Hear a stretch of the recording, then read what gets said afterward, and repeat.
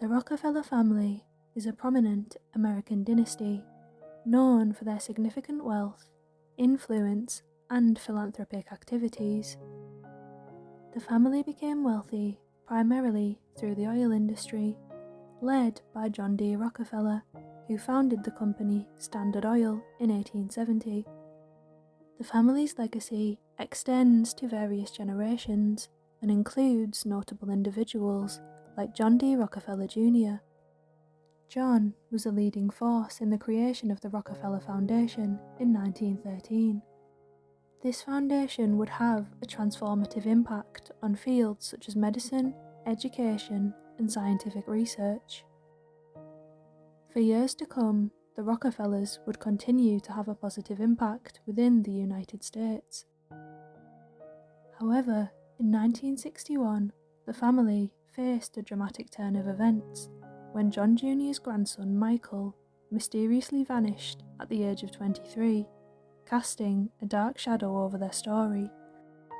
Michael Clark Rockefeller was born along with a twin sister on the 18th of May, 1938. Michael was the fifth and last child of Mary Clark and Nelson Rockefeller, who served as the Vice President of the United States under President Gerald Ford.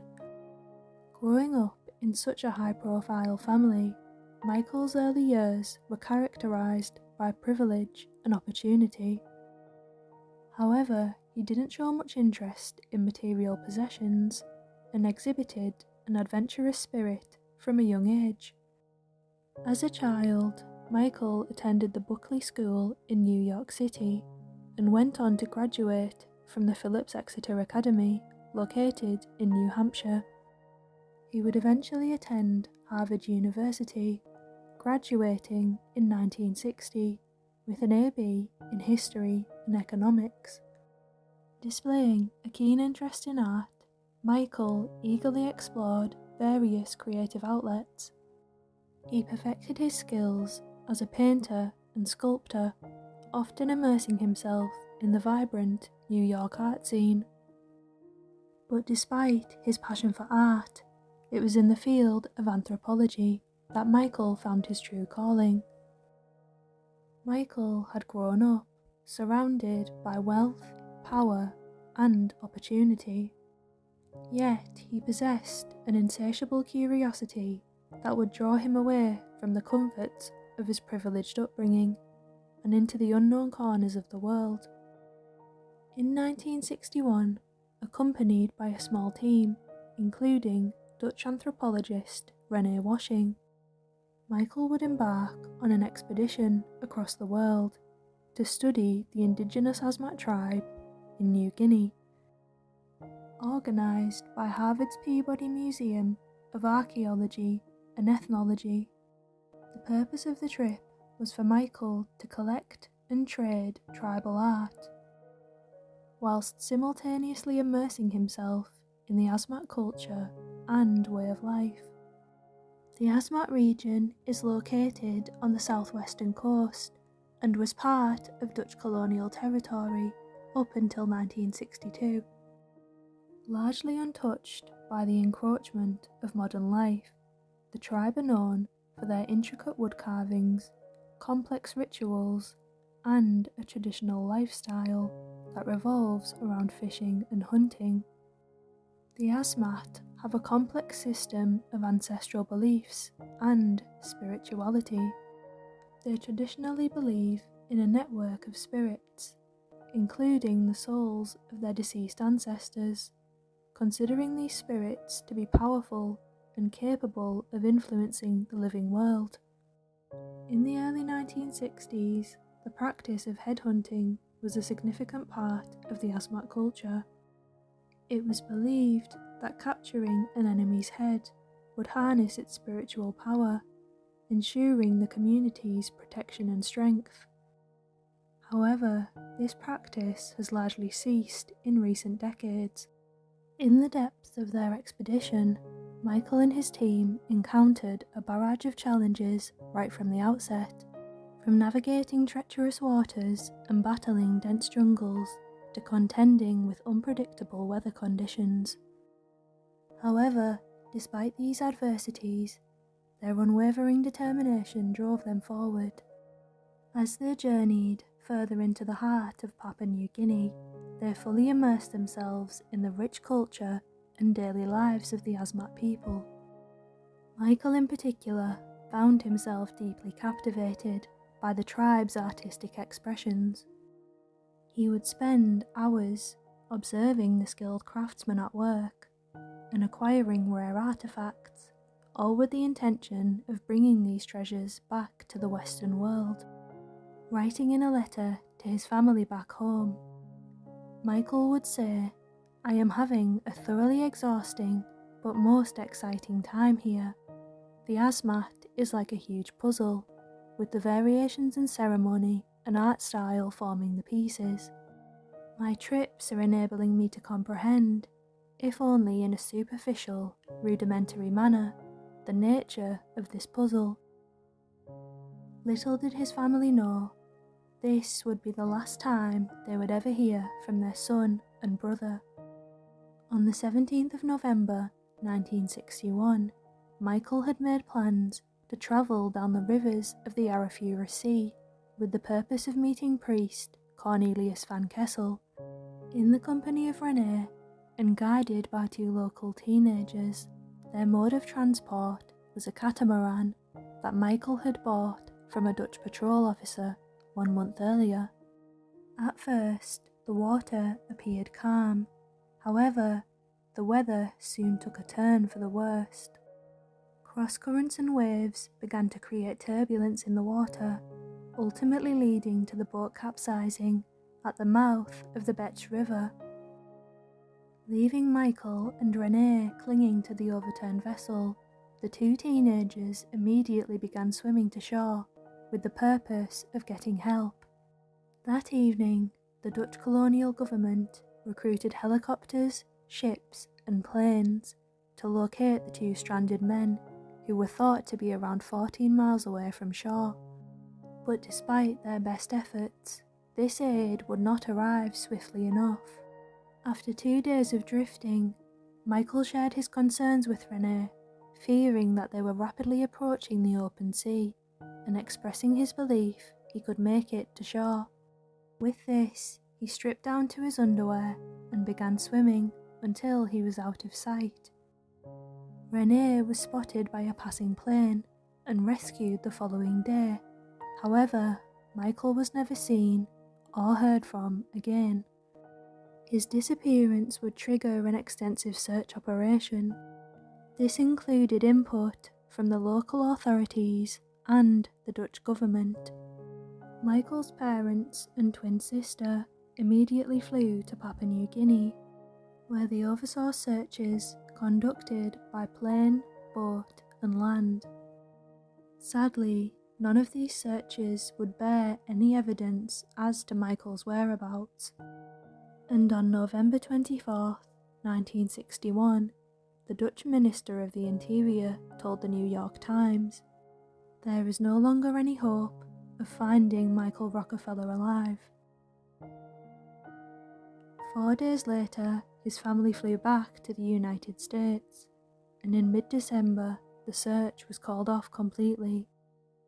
Michael's official cause of death was documented as drowning, a conclusion strongly upheld by his family, who had him declared legally dead in 1964. Nevertheless, soon after Michael's disappearance, whispers of a darker fate began to circulate among missionaries, traders, and the island's inhabitants. These rumours painted a chilling picture of his possible demise, with tales ranging from being devoured by sharks or saltwater crocodiles to living incognito among the indigenous tribe. Yet, the most enduring and haunting theory suggested that Michael did manage to reach shore, only to meet a tragic end at the hands of those who still practiced cannibalism in the region at that time. Over the years, numerous individuals have ventured to Papua New Guinea in pursuit of discovering the truth behind these rumours. In 1969, the author, Milt Macklin, embarked on a journey to New Guinea to collect first-hand accounts from local residents and gather vital information for his book, aptly titled The Search for Michael Rockefeller. His investigation shattered any beliefs that Michael might still be alive, and instead uncovered a far more sinister timeline of events. On his arrival in New Guinea, Milt connected with Cornelius Van Kessel, the very priest Michael had been intending to visit on the day that his boat capsized. Van Kessel's account of the events that transpired was nothing short of chilling. According to him, the motive behind Michael's alleged demise was linked to an incident that had occurred in 1958, 3 years prior to his disappearance. A Dutch police patrol had been dispatched to a village known as Osjenep in order to quell a tribal conflict. The situation escalated, leading to 5 village leaders being fatally shot by the Dutch police. It is thought that if Michael had reached the shore, he would have ended up close to where this incident had occurred. This killing is believed to have set the stage for a revenge attack on any outsiders that the remaining tribe members might encounter. Exhausted and unarmed, he would have unwittingly presented an opportunity to the tribal members to exact their revenge. The priest's account goes on to describe how the tribe members speared Michael through the ribs, dismembered him, and consumed his remains. 10 years later, an American private investigator visiting the area, also gathering information on the Rockefeller case, made a claim that he had exchanged a boat engine for what were alleged to be the skulls of the only white men the Asmat tribe had ever killed.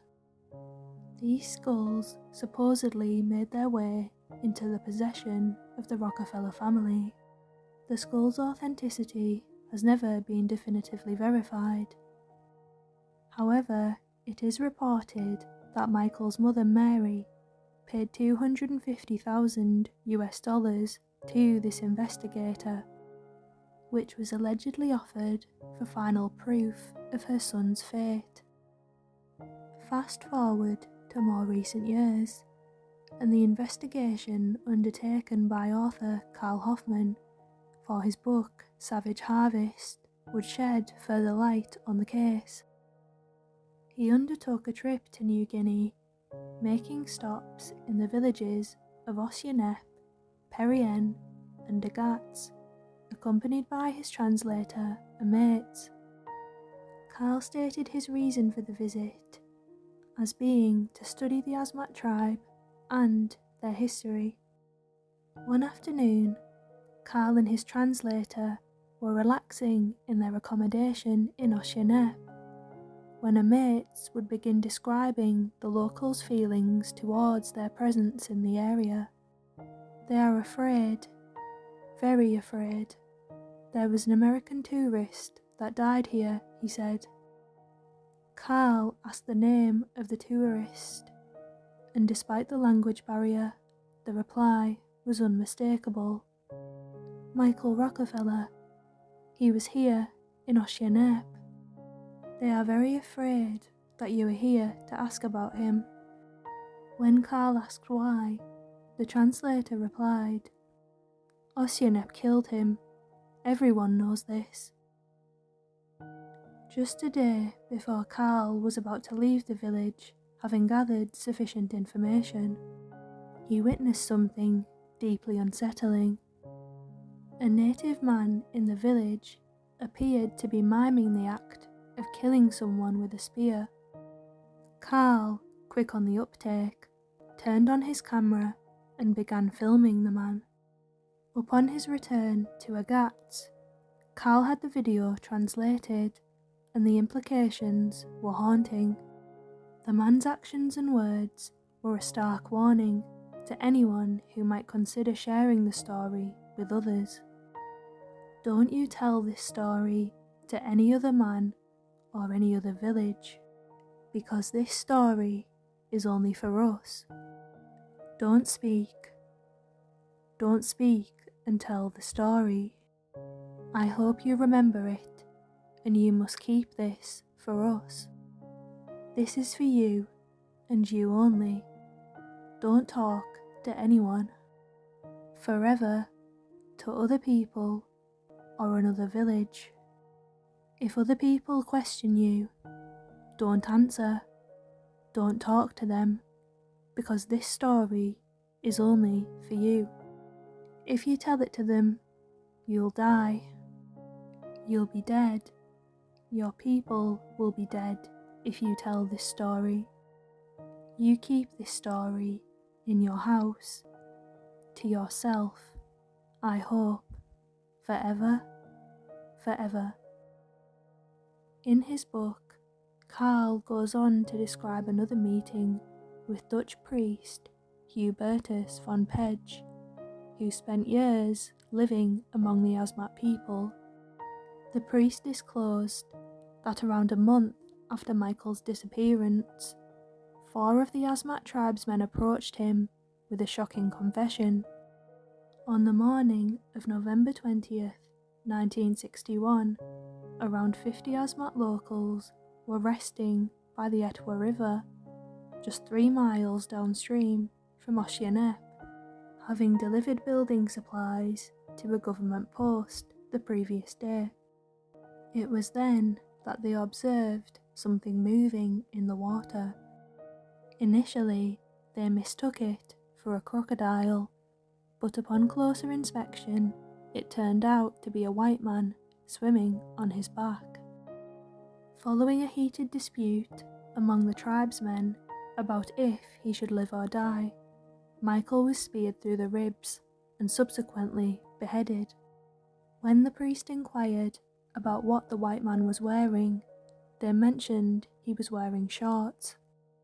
The tribesmen went on to describe how they preserved Michael's head as a trophy and fashioned his bones into daggers and fishing spears. All of these accounts are eerily consistent, making it increasingly challenging to dismiss them as mere fiction. In 2015, filmmaker Fraser Heston was delving into the archive footage from Milt Macklin's expedition in search of material for his upcoming documentary about Michael Rockefeller when he stumbled upon this image. Captured in the Asmat region in 1969, 8 years after Michael's disappearance, the image appears to reveal a white man standing among the tribal members. The person behind the camera, Michael Kirk, who had accompanied Milt on the trip, observed, "The image portrays a bearded Caucasian man. The resemblance to Michael Rockefeller, who also wore a beard, is obvious. This stands out, considering the Asmat people do not typically have beards." Yet delving into Kirk's journal entries from the time the shot was taken, a mention surfaces of an albino Asmat local in the vicinity, and Kirk would state that he himself does not believe the person is Michael. Despite global skepticism and extensive scrutiny, the identity of the person in the shot has never been definitively proven. Michael's parents have since passed away, but his sister Mary still speaks publicly about the loss of her twin brother. In an interview with the Daily Mail, she would say that before Michael embarked on the fateful trip, he had a premonition he would not return. But there was no dissuading him. He was completely thrilled about what he was doing. Mary still supports the conclusion that her brother drowned, saying she didn't believe he could have been killed by the locals who showed him such kindness.